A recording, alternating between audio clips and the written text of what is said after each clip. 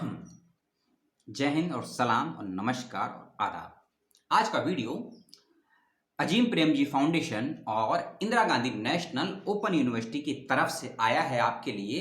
किसी यूनिवर्सिटी में एडमिशन को लेकर, किसी यूनिवर्सिटी के एंट्रेंस एग्जामिनेशन को लेकर और किसी यूनिवर्सिटी में इंटरव्यू को लेकर यह वीडियो नहीं है। यह वीडियो इन दो यूनिवर्सिटी कह लीजिए, संस्थान कह लीजिए, या फिर आपके भविष्य को बेहतर बनाने वाले शैक्षणिक केंद्रों के विषय में जॉब को लेकर है। ठीक है, और ये जॉब को लेकर डिटेल में वीडियो अजीम प्रेमजी की वेबसाइट्स को लेकर या उसके फाउंडेशन को लेकर जब मैंने वीडियोस बनाए थे टीचिंग को लेकर, उस वीडियो को देख लेंगे, आपको कंप्लीट जानकारी मिल जाएगी। इस वीडियो में शॉर्ट में बात करूंगा क्योंकि इग्नू की तरफ से अजीम प्रेमजी कोलैबोरेशन से कुछ जॉब की ऑफर आपको दिए गए हैं और 18 मार्च को ये जॉब आई है और लगभग 5 अप्रैल इसकी लास्ट डेट है फॉर्म को भरने की।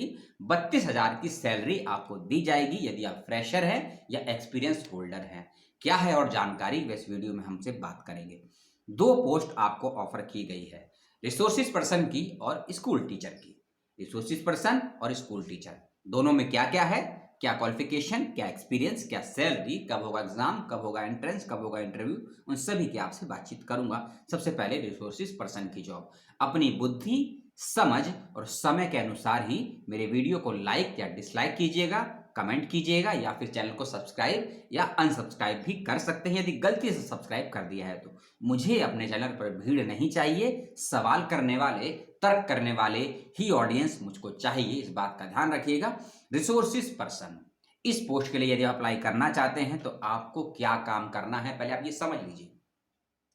प्राइवेट स्कूल, एनजीओ के द्वारा संचालित स्कूल, डीम्ड स्कूल या सेंट्रल गवर्नमेंट के द्वारा या स्टेट गवर्नमेंट के द्वारा सरकारी स्कूलों में कैसे शिक्षक लोग पढ़ाते हैं और शिक्षक को पढ़ाने के तरीके में क्या आप कुछ बदलाव करना चाहते हैं, सिलेबस में बदलाव करना चाहते हैं, पढ़ाने के तरीके में बदलाव करना चाहते हैं।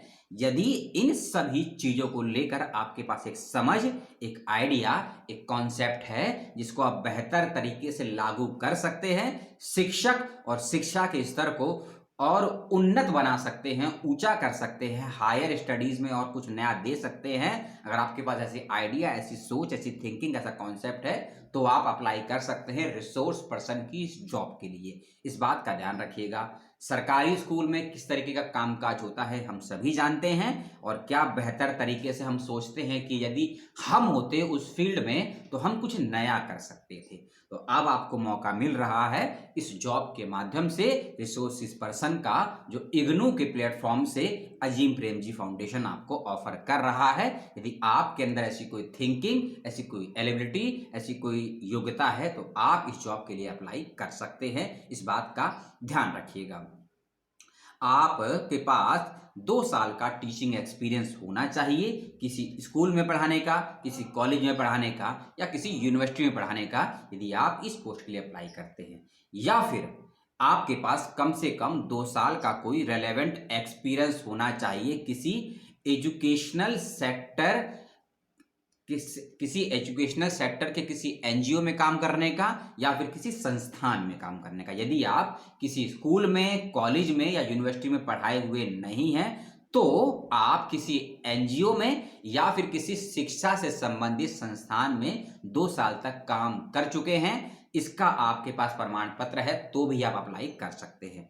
इसके अलावा लैंग्वेज की बात की जाए, आपको हिंदी कंपल्सरी रूप से आनी चाहिए, इंग्लिश काम चलाऊ आती है तो चल जाएगा, और यदि कोई क्षेत्रीय भाषा भी आपको आती है तो आपकी संभावनाएं ज्यादा हो जाएगी सिलेक्शन के लिए। इस बात का याद रखिएगा। सैलरी जो बात की गई है वह 32,000 रुपए सैलरी देने की बात की गई है। चलते हैं दूसरी पोजीशन पे, दूसरी पोस्ट पे जिसके लिए एप्लीकेशन फॉर्म मांगा गया है, स्कूल टीचर। स्कूल टीचर, और यह स्कूल टीचर होंगे प्राइमरी से लेकर 10th क्लास तक तो होगा ही। अगर आपकी एजुकेशन हायर भी है, अगर आपने एमफिल, पीएचडी या फिर कुछ और भी किया है तो हो सकता है आपको 11th 12th पढ़ाने का मौका भी मिल जाए। इस बात का ध्यान रखिएगा। उसके लिए अलग से भी कुछ योग्यताएं होनी चाहिए, वे क्या है उसको सुन लीजिए और क्या क्या होनी चाहिए। यदि आप इस पोजीशन के लिए अप्लाई करते हैं स्कूल टीचर के लिए तो आपके पास बीएड, बीएलएड, बीएड यानी कि बैचलर ऑफ एजुकेशन और एक होती है एलिमेंट्री एजुकेशन, ठीक है ना, एलिमेंट्री एजुकेशन। इन दोनों में से कोई एक चीज होनी चाहिए। यदि दोनों हैं तो भी कोई बात नहीं, कोई एक है तो भी कोई बात नहीं। इसके अलावा यदि आपके पास एनटीटी का कोई सर्टिफिकेट या प्रमाण पत्र डिप्लोमा है तो भी आप अप्लाई कर सकते हैं इस पोजीशन के लिए, ठीक है। और साथ ही साथ आपका ग्रेजुएशन और मास्टर्स कोई एक या दोनों भी कंप्लीट है तभी आप अप्लाई कर सकते हैं। यूजीसी का नेट या सीएसआईआर का नेट जेआरएफ आपके पास है या नहीं, कोई फर्क नहीं पड़ता है। यदि है तो अच्छी बात है, नहीं है तो कोई बुरी बात नहीं है, इस बात का ध्यान रखिएगा, ठीक है। और जब आप अप्लाई करेंगे स्कूल टीचर की इस पोजीशन के लिए, आपके सामने दो ऑफर आएंगे कि आप प्राइमरी स्कूल के लिए अप्लाई करना चाहते हैं या सेकेंडरी स्कूल के लिए। तो किसी एक ही ऑप्शन का चयन आप करें तो आपके लिए ज्यादा बेटर रहेगा, क्योंकि इंटरव्यू देने में आपको ज्यादा समस्याएं उत्पन्न नहीं होंगी, इस बात का ध्यान रखिएगा। 2 साल का टीचिंग एक्सपीरियंस होना चाहिए, जैसे कि मैंने आपको बताया, इस पोस्ट के लिए भी स्कूल, कॉलेज या फिर यूनिवर्सिटी में। और इसके अलावा आपके पास रेलेवेंट डिग्री होनी चाहिए, बीएड या फिर बीएलएड या एनटीटी या फिर बीएसटीएस, जिसे हम बीटीसी बोलते हैं ना, उसको लेकर भी कोई प्रमाण पत्र है तो भी आप अप्लाई कर सकते हैं इस स्कूल टीचर की पोस्ट के लिए। इसके अलावा आपने यदि चाइल्ड साइकोलॉजी पढ़ा है, ठीक है ना, और चाइल्ड साइकोलॉजी में यदि आपने, जैसे हम बोलते हैं ना कि बाल मनोविज्ञान, यानी कि अर्लियर चाइल्ड साइकोलॉजी एजुकेशन पढ़ी है, तो आपके लिए ज़्यादा संभावनाएं हैं इस पोस्ट में सिलेक्ट होने की। प्राइमरी स्कूल टीचर और सेकेंडरी स्कूल टीचर की यदि आपको समझ है, नॉलेज है, पेडागोजी की समझ है, तो भी आपकी संभावनाएं बढ़ जाएंगी इस पोजीशन में सिलेक्ट होने के लिए। इसके अलावा आपको हिंदी और इंग्लिश अच्छे से आनी चाहिए, और कोई क्षेत्रीय भाषा आती है तो भी आपके पास ज़्यादा मौका है, ठीक है। पोजीशन ऑफ पोस्टिंग, यदि आपका सिलेक्शन होता है तो आप किस किस राज्यों में पोस्टेड हो सकते हैं, आपको जब फॉर्म भरेंगे तो आपसे पूछेगा भी, क्योंकि आपको जब ये मैं नोटिफिकेशन का लिंक आपने जो देखा होगा डिस्क्रिप्शन बॉक्स में, इस नोटिफिकेशन में कंप्लीट जानकारियां नहीं है कि फॉर्म कैसे भरना है, फॉर्म का कोई लिंक है, फॉर्म भरने की लास्ट डेट तो मैंने आपको संभावित बताई है, लेकिन नोटिफिकेशन के अकॉर्डिंग कोई लास्ट डेट नहीं बताई हुई है। किस पोजीशन के लिए कितनी सीट्स हैं ये भी नहीं बताई है। इन सब जानकारियों के लिए आप नोटिफिकेशन में जो ईमेल आईडी और फोन नंबर दिए गए हैं उससे ही कंसल्ट कर लीजिएगा, आपको जानकारी मिल जाएगी, ठीक है। और यदि आप मेरे चैनल पर जाते हैं अजीम प्रेमजी फाउंडेशन की जॉब को लेकर, कैसे एंट्रेंस होता है, कैसे इंटरव्यू होता है, क्या मल्टी इंटरव्यू होते हैं, उसको जानना चाहते हैं तो 10 से अधिक वीडियो आपको मिल जाएंगी मेरे चैनल पर, जो मैंने पिछले 1 साल में बनाकर डाली हैं, आप उसको देख लीजिएगा। सभी वीडियो के लिंक इसी वीडियो के डिस्क्रिप्शन में आपको मिल जाएंगे, ठीक है। हम कर रहे थे स्कूल टीचर की पोस्टिंग ऑफ पोजीशन लोकेशन को लेकर उसकी बातचीत। 5 राज्य है जैसे कि मैंने आपको बताया, राजस्थान, छत्तीसगढ़, उत्तराखंड, मध्य प्रदेश और आपका एक क्या था, कर्नाटका, ठीक है। राजस्थान में यदि अप्लाई करते हैं तो 3 डिस्ट्रिक्ट दी गई हैं, बाड़मेर, टोंक और सिरोही। बाड़मेर, टोंक और सिरोही।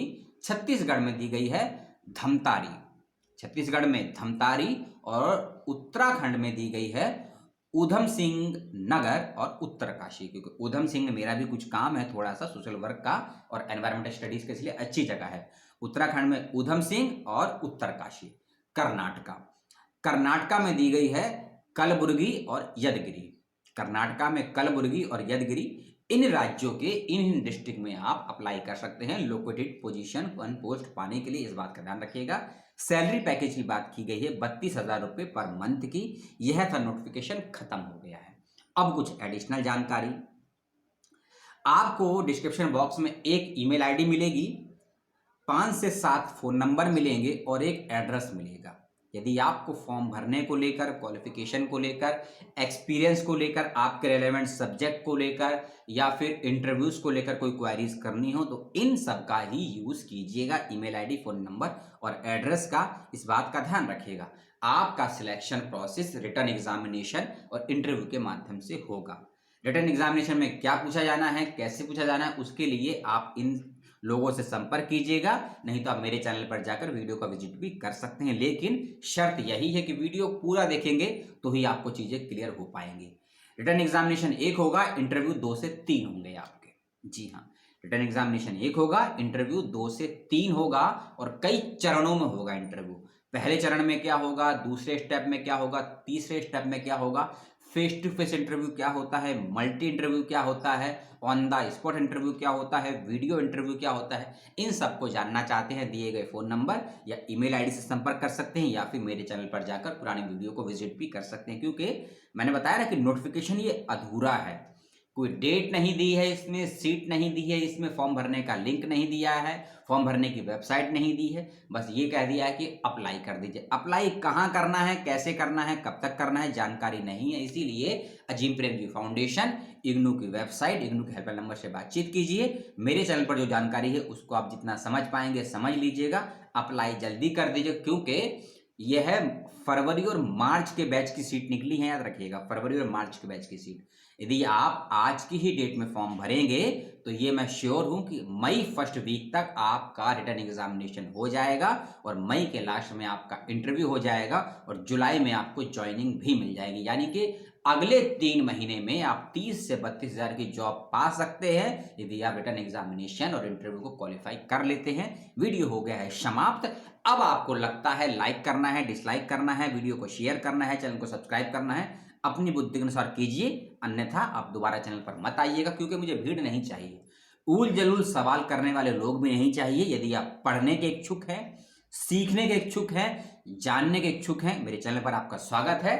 अपना और अपनों का ध्यान रखिएगा और सावधानी के साथ संवैधानिक नियमों का पालन करते हुए, सरकारी आदेशों का पालन करते हुए अपनी शिक्षा, अपने अध्ययन, अपने अध्यापन और अपने सीखने के क्रम को जारी रखिए, आर्टिकल 19 और आर्टिकल 51 का पालन करते हुए। बहुत बहुत धन्यवाद। जय हिंद, जय भारत, सलाम।